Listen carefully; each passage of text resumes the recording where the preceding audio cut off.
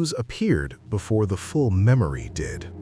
That was the first thing I noticed at dawn. My name is Tavin Kroll. 2 days after the incident, I still struggled to take a deep breath, and by the third day, the pain in my ribs had turned sharp. The doctor at the clinic in Orleans spoke of blunt force trauma. He didn't ask what caused it. I didn't tell him. We had been at Willow Bend for a simple reason: removing old traps before the river rose.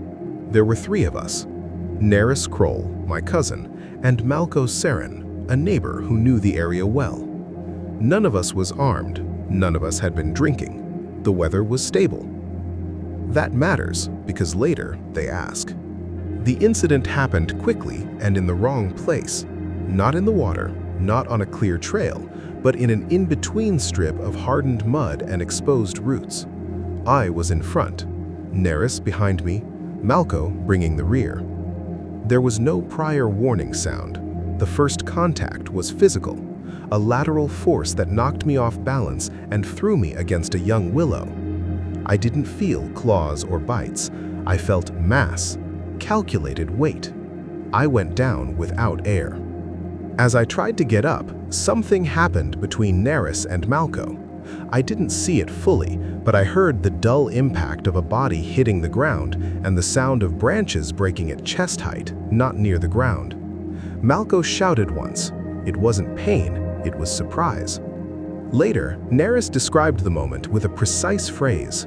It wasn't attacking to kill, it was reorganizing the space.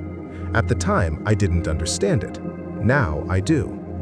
The figure moved in short, controlled paths. It separated us. It pushed us into different zones without pursuing. When I tried to stand, it threw me back to the ground. It didn't step on me. It didn't finish me. It left me where I was. The clearest moment I remember was when it fully straightened in front of Nerys. She said she avoided looking it in the eyes by instinct. From the ground, I saw the torso, the neck, the head barely outlined against the tree line. It made no sound. It showed no teeth. It simply occupied the space. The episode ended the way it began. Without warning, the figure backed toward the forest and disappeared with heavy but controlled steps. It didn't run, it didn't hide, it left. We spent the night where we could, barely able to move. By morning, Malco had a dislocated shoulder and deep marks on his back, like finger pressure.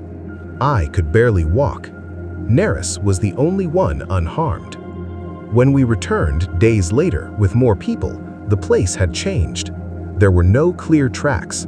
There was vegetation pressed down at a consistent height, as if something large had stood there for a long time. The old traps were gone. No remains.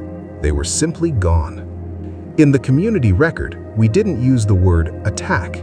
It was logged as a forced displacement incident. It sounds absurd until you live through it. I'm not saying Willow Bend is dangerous all the time. I'm saying there are moments when human presence isn't allowed. We went in anyway, and someone took the trouble to correct us without killing us. That, to me, is the most unsettling part.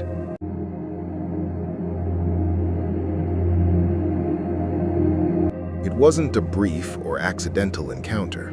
That's why I remember it with more precision than anything else that's happened near the Klamath.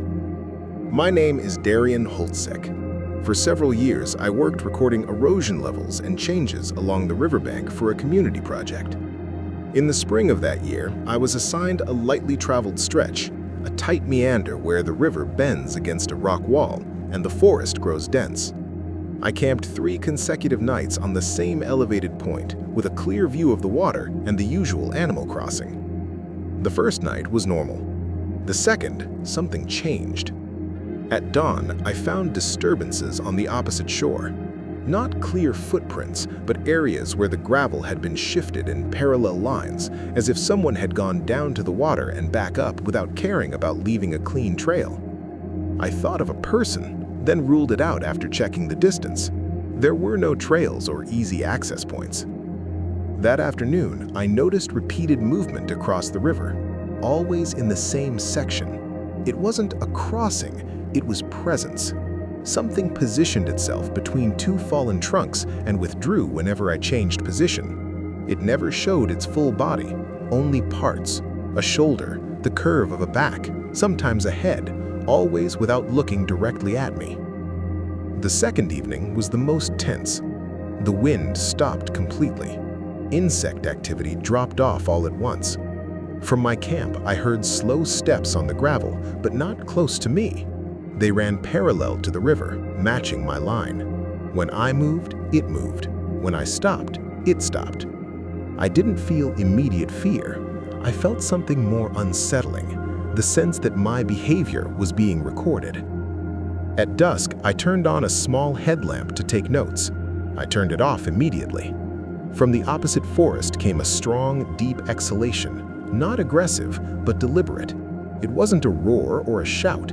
It was directed breathing. That night, I slept little. At intervals, I heard the crack of wet wood breaking under weight, always at different points, but maintaining distance. It didn't approach the camp. It didn't need to. On the third day, at dawn, I found my equipment altered, not stolen, repositioned. A measuring stake had been pulled out and driven crookedly into the mud, half a meter from the water. It made no technical sense. It did have intent. That was when I saw the full figure for the first time. It stood partially exposed at the edge of the forest, taller than I had calculated, motionless. It wasn't looking at my face, but at my hands. It remained there for several seconds, then stepped back without hurry and disappeared among the trunks. I didn't record it. I didn't take photographs. Not because I couldn't, but because I understood that the record had already been made, just in reverse. I had been the one observed. I broke camp that same day and asked to have the section reassigned. I didn't use dramatic language in the report. I only wrote that the area showed persistent non-human interference. Since then, when people talk about quick encounters, I know they don't always work that way. Sometimes it isn't about appearing, it's about staying long enough for you to understand that you're not alone and not in control.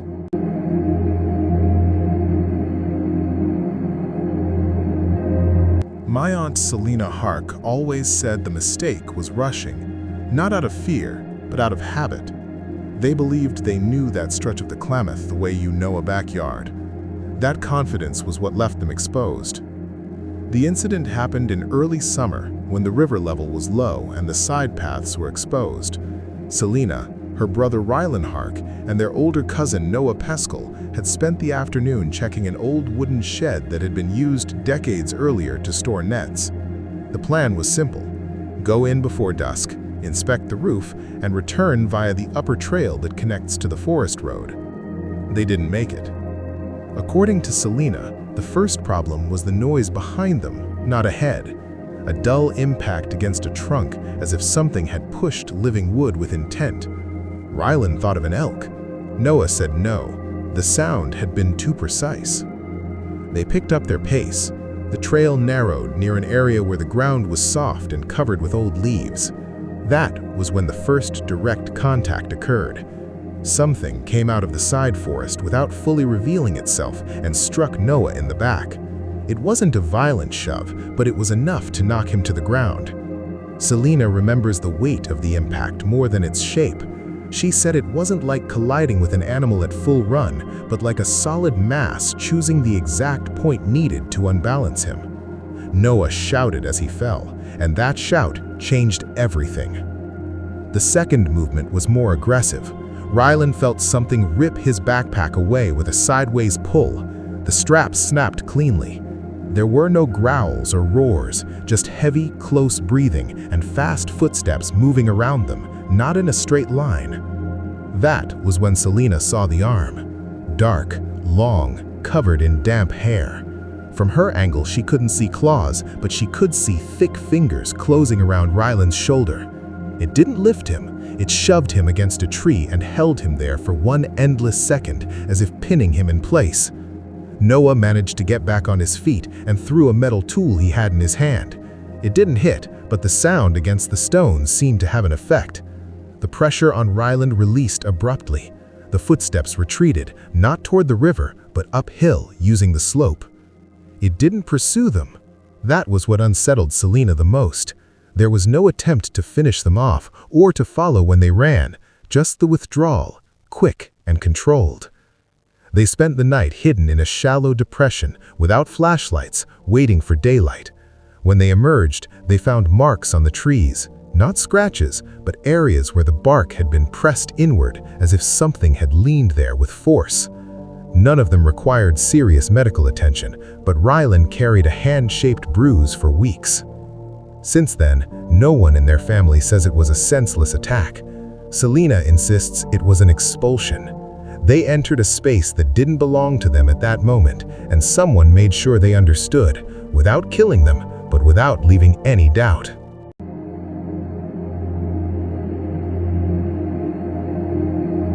We don't tell it as a warning or as an inherited story. What happened that afternoon began as a domestic task, something routine, and ended up changing the way my family moves near the river. My name is Maricel Quince. My family lives along an upper stretch of the Klamath, where the forest closes in and the shoreline isn't used by tourists. That autumn day, we were checking an old salmon trap damaged by the last rise of the river. My father, Lauren Quince, was walking ahead. My cousin Auden Reichel followed behind, carrying tools. I brought up the rear. The first strange detail was the silence. Not total, but uneven. The birds were still there, though they seemed to be moving away from us, as if something had passed through earlier and the area hadn't settled yet. My father stopped twice without saying anything. It wasn't fear, it was calculation. When we reached a bend in the river, we found fresh tracks in the damp sand. They weren't bare. That was the first thing Auden said, without dramatizing it.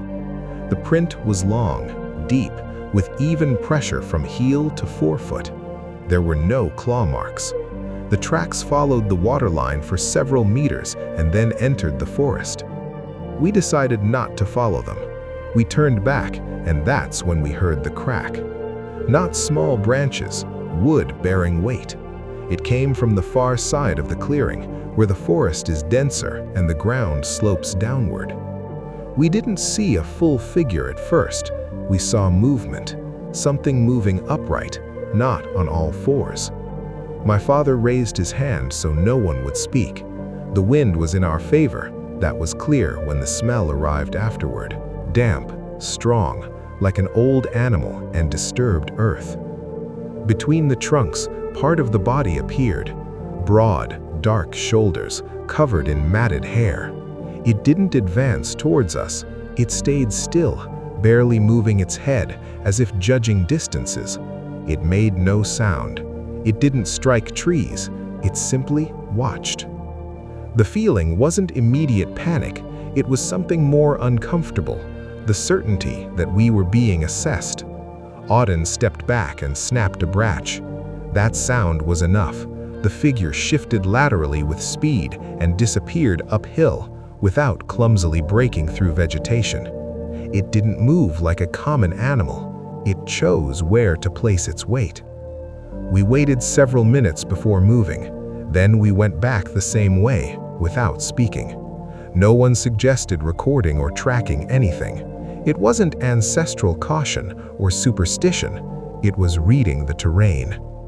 That night, my father checked the motion cameras we used to monitor deer movement. 2 of them were deactivated, not broken, turned off. Since then, we don't leave tools near the water, and we don't work alone at dusk. Not because we think it would attack us, but because we understood something basic. There are presences that don't seek contact, but they also don't tolerate carelessness.